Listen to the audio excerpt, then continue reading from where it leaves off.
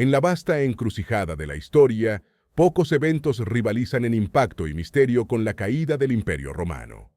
Este coloso de la antigüedad, que alguna vez dominó vastas tierras y definió eras enteras, finalmente se desmoronó, dejando un legado de preguntas y especulaciones. Sin embargo, más allá de las narrativas convencionales, la verdadera razón detrás de su caída y las consecuencias que desencadenó continúan siendo objeto de debate y fascinación hasta nuestros días. El legado del Imperio Romano es tan complejo como fascinante, un tapiz tejido con hilos de grandeza y decadencia, de logros monumentales y errores trágicos. En sus vastos dominios, la grandeza y la brutalidad coexistían de manera sorprendente, reflejando la dualidad inherente a la naturaleza humana, desde los ingeniosos sistemas de ingeniería hasta las despiadadas diversiones en los anfiteatros. Roma era un crisol de contrastes donde la civilización y la barbarie se entrelazaban de manera inextricable. La caída del Imperio Romano, tan monumental como su ascenso, es un tema de especulación y análisis interminables. Las causas son múltiples y complejas, reflejando una combinación de factores internos y externos que socavaron la estructura misma de la potencia romana. Desde la corrupción y la decadencia interna hasta las presiones externas de las invasiones bárbaras y la fragmentación del imperio, el declive de Roma fue un proceso gradual, pero inexorable. La extinción del imperio que alguna vez dominó el mundo conocido no fue el resultado de una sola causa, sino de una compleja interacción de eventos y fuerzas históricas. Fue un ocaso prolongado, marcado por crisis políticas, económicas y sociales, así como por conflictos militares y divisiones internas. Los nombres ilustres que alguna vez encarnaron el esplendor romano, como Augusto, Marco Aurelio y Constantino, fueron testigos del declive y la desintegración de su imperio, dejando un legado perdurable de grandeza y tragedia en la historia del mundo. Pero también el de Nerón, Calígula, Cómodo y Heliogábalo. En este video, resumiremos las causas y consecuencias de la caída de uno de los procesos políticos más determinantes de la historia. Antes de meternos a fondo, no olvides suscribirte a nuestro canal y activar las notificaciones para mantenerte al día con nuestras actualizaciones. El Imperio Romano ha sido uno de los más influyentes en la historia de la humanidad. Fundado en el siglo I a.C., se prolongó por más de 500 años en su parte occidental, dejando un legado imperecedero en política, estrategias militares, economía, administración, ingeniería, arquitectura, urbanismo y muchos otros campos de la cultura. Su auge y caída han sido estudiados por analistas e historiadores por más de 15 siglos, destacando la obra Historia de la decadencia y caída del Imperio Romano. Este clásico, publicado entre 1776 y 1788, fue escrito por el británico Edward Gibbon, considerado el primer historiador moderno. La lista de razones de la caída del Imperio Romano podría ser muy larga, ya que la decadencia imperial estuvo marcada por sucesos en todos los órdenes, algunos de ellos larvados casi desde el mismo nacimiento de la Roma imperial. Con el siguiente conjunto, intentamos resumir las principales causas del proceso decadente que terminó por colapsar el Imperio Romano en Occidente, que tuvo como fecha de finalización el año 476. Número 1. El tamaño. El Imperio Romano ha sido uno de los más extensos de la historia, abarcando 3 continentes, con 5 millones de kilómetros cuadrados en Europa, Asia y África, en su momento de mayor tamaño. Gobernar un territorio en el que se encuentran actualmente 40 naciones, que tenía aproximadamente un cuarto de la población mundial, con pueblos de todas las características, era una tarea titánica. El imperio iba de la península ibérica al Valle del Nilo, y desde la lluviosa Inglaterra hasta las fértiles riberas del Éufrates en Siria. Sus 3 urbes más grandes, Roma, Alejandría y Antioquía, duplicaban en tamaño a cualquier ciudad europea más de 1000 años después. La expresión latina, imperium, sine fine, o imperio sin fin, ilustra el ideal romano de que su coloso no tenía límites en su crecimiento. Mantener la unidad política de un ente tan grande, a la larga, se hace imposible. Número 2. La corrupción generalizada. En Roma todo estaba en venta, desde el voto de sus ciudadanos en los procesos electorales hasta las sentencias de los jueces y los contratos de construcción de obras. Algunos estudiosos afirman que la corrupción en la administración de los dineros públicos en la Roma imperial era abiertamente superior a la que se ve en la actualidad, lo que ya es decir bastante.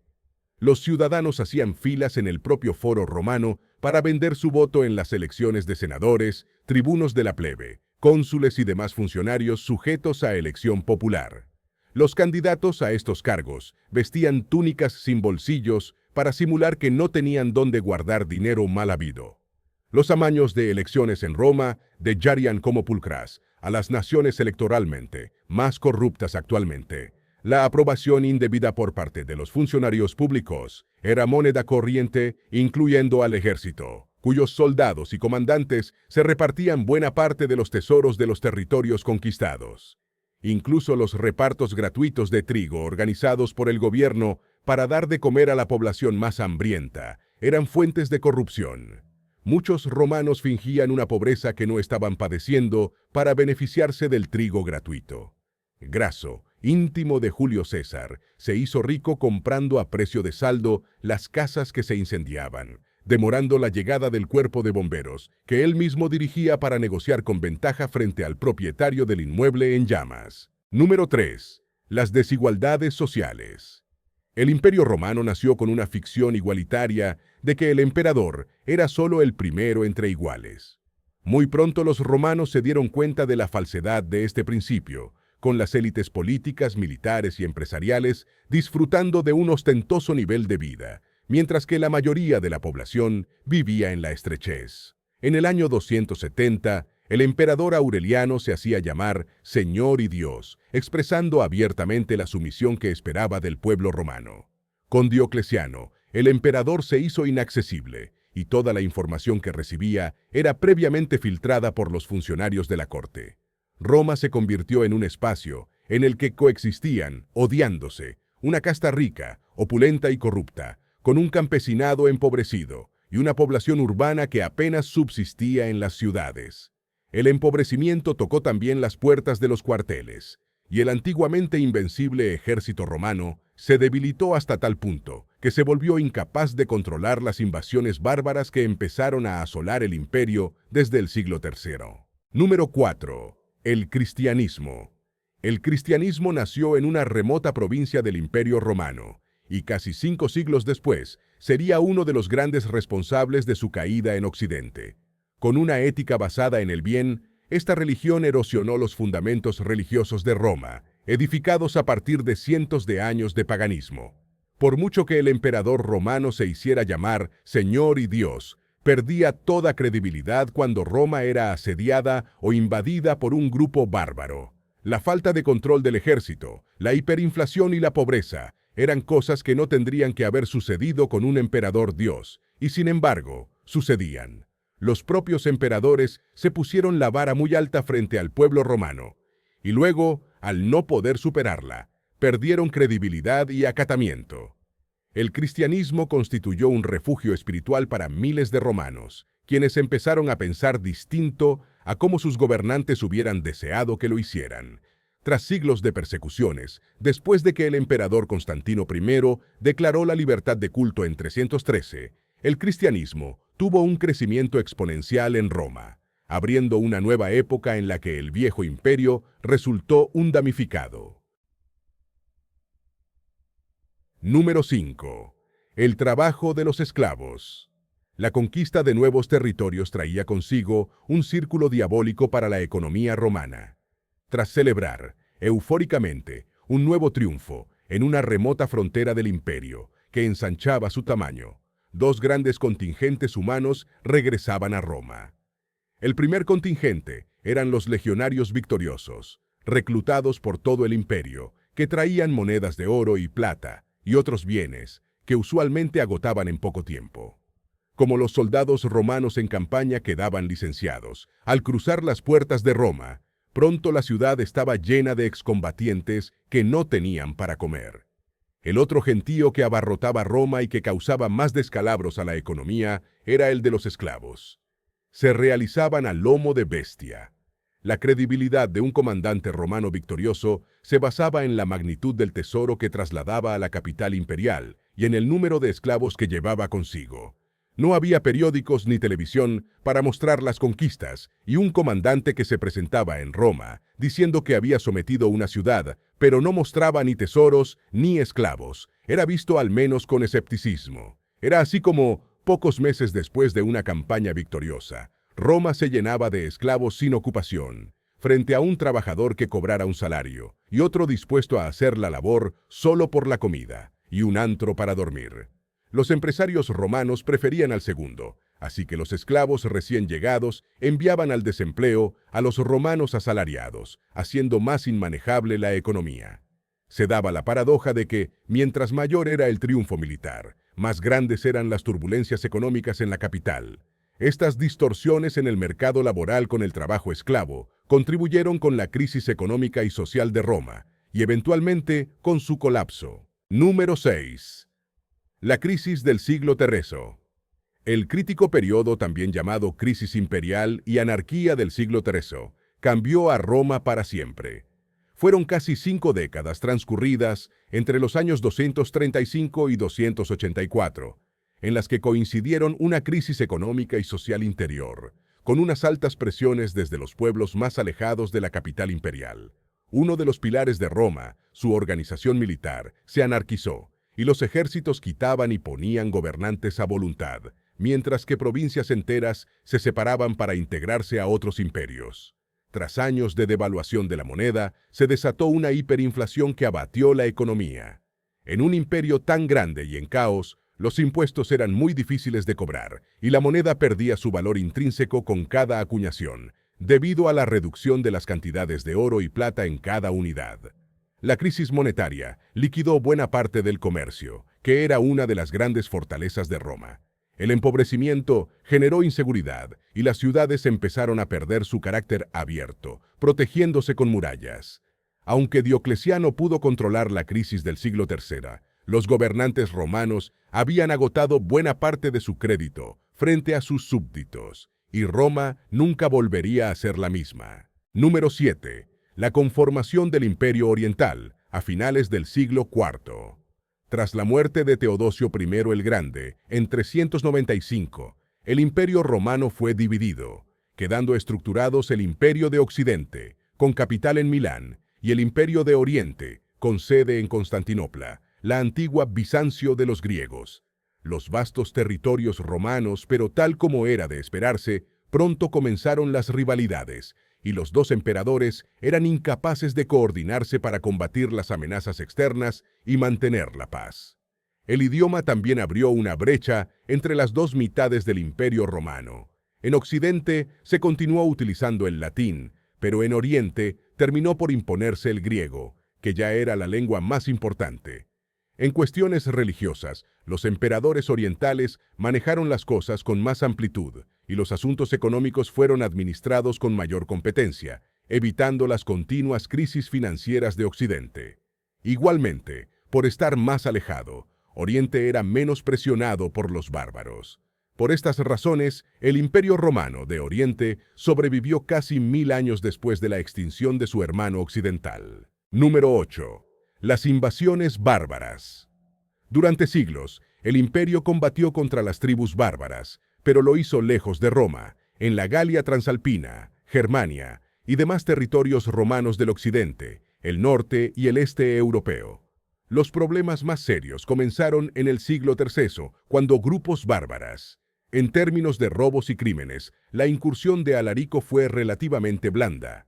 Los saqueos duraron 3 días y las pérdidas económicas se debieron principalmente al pillaje, ya que los edificios y casas no fueron incendiados ni sufrieron daños de consideración. No hubo tantos muertos, teniendo en cuenta la magnitud del hecho.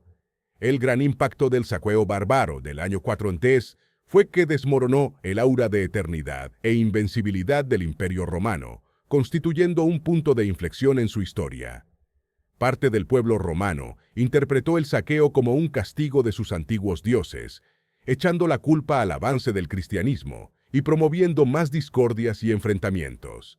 El evento también fue una fuente de inspiración de la obra La ciudad de Dios, del teólogo San Agustín, un romano de África, quien argumentó en favor de una vida apegada a los principios cristianos.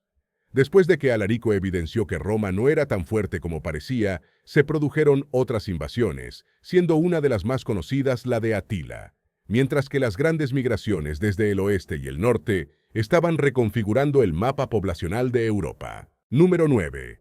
El debilitamiento del ejército.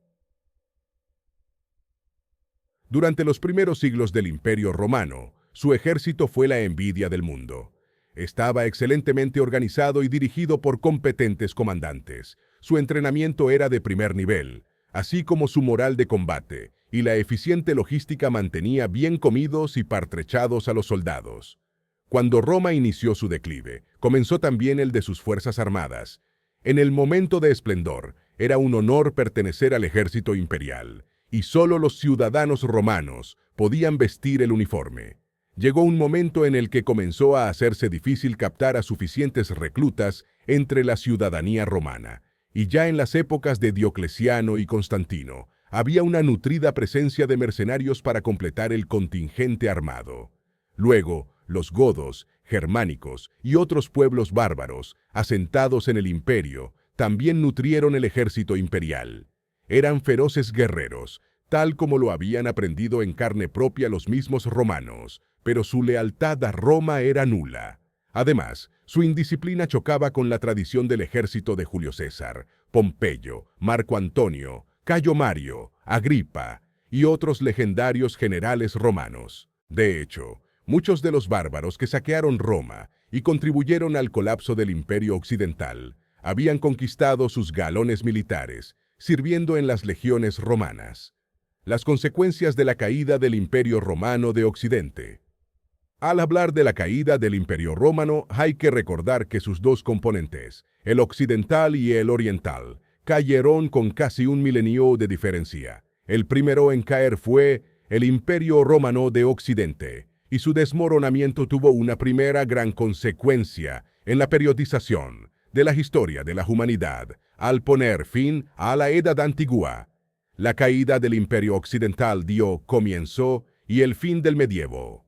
Según este formulismo, la Edad Media comenzó también con el derrumbe del Imperio Romano de Occidente, pero terminó con la caída del Imperio Romano de Oriente en 1453. Tras la precaria unidad política del Imperio Occidental durante sus últimos años de existencia, con la caída se conformaron numerosos reinos a lo largo y ancho de Europa. La centralización del poder en Roma dio paso a una dispersión de centros de poderío controlados, entre otros, por visigodos, ostrogodos, merovingios, burgundios, alemanes, francos, anglos, sacones y daneses. Estos pueblos y territorios conformarían, más adelante, algunas de las nacionalidades europeas de la actualidad. La amplia descentralización política en Europa se mantendría hasta la transición entre los siglos VIII y IX, cuando Carlomagno recobró la unidad europea bajo la bandera del cristianismo, comenzando el Sacro Imperio Romano Germánico. En el aspecto económico, la principal consecuencia de la extinción del Imperio Romano de Occidente fue la sustitución del sistema esclavista en Europa por el feudalismo. La diferenciación del poder político promovió la aparición de miles de señores feudales. La relación de subordinación de un súbdito con el emperador o un gobernador romano se convirtió en el vasallaje de la población respecto a un señor feudal. El poder efectivo pasó a ser ejercido por una aristocracia de nobles, formada por condes, duques, marqueses, barones y otras denominaciones, aunque en última instancia los miembros de esta casa feudal debían sus nombramientos y su seguridad a su monarca. Actuaban con enorme independencia y autonomía, y al igual que los reyes, tenían sus dinastías. En el aspecto cultural, la consecuencia primordial de la desaparición del Imperio Romano de Occidente fue el desplazamiento de la cultura clásica legada por la antigua Grecia y la misma Roma, por los preceptos cristianos y más adelante también por los islámicos. Este cambio cultural abrió la etapa más oscura en la historia del cristianismo, quedó perseguido en Roma, y sus ciudades se convirtió en perseguidor por toda Europa, así como en América, durante la colonización posterior al descubrimiento. La Inquisición medieval fue instaurada para castigar la herejía, y hereje era todo el que contrariaba los cánones de la religión católica, sin importar que lo hiciera pacíficamente. Esta horrenda práctica se extendió por la Edad Media y la Edad Moderna, causando la muerte de un impreciso número de personas. Auge y caída del Imperio Romano de Oriente.